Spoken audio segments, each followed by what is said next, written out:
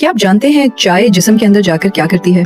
चाय के पत्तों में मौजूद कैफीन और एंटीऑक्सीडेंट्स मैदे में पहुंचते ही जज्ब होना शुरू हो जाते हैं। मैदे में ये हल्के से मैदे के तेजाब के साथ तामुल करते हैं और फिर आंतों में मुंतकिल होकर खून में शामिल हो जाते हैं। जब ये न्यूट्रिएंट्स खून के जरिए दिमाग तक पहुंचते हैं तो न्यूरॉन्स की सरगर्मी बढ़ जाती है, जिससे तवज्जो, चौकनापन और जहनी फोकस में इजाफा होता है। चाय में कैफीन की मिकदार काफी के मुकाबले में कम होने की वजह से असर हल्का और देर पा रहता है, जिस्म पर ज्यादा दबाव नहीं पड़ता। पिट्ठों को हल्की तवानाई मिलती है और खून में मौजूद ग़िज़ाई अज्जा के बहाव से जिस्मानी तवानाई में तवाज़ुन रहता है। मैदे और आंतों में मौजूद मुफीद बैक्टीरिया भी बेहतर तरीके से काम करते हैं, जिससे हाजमा सेहतमंद रहता है। अलबत्ता ज़रूरत से ज्यादा चाय पीना नुकसानदेह हो सकता है। मैदे की हसासियत बढ़ सकती है, नींद मुतासिर हो सकती है और बाज़ अफराद में दिल की धड़कन या बेचैनी महसूस हो सकती है। इसलिए एतदाल जरूरी है। एक कप चाय दिन की तवानाई को बढ़ाता है, मगर जरूरत से ज्यादा जिस्मानी तवाज़ुन को मुतासिर कर सकता है।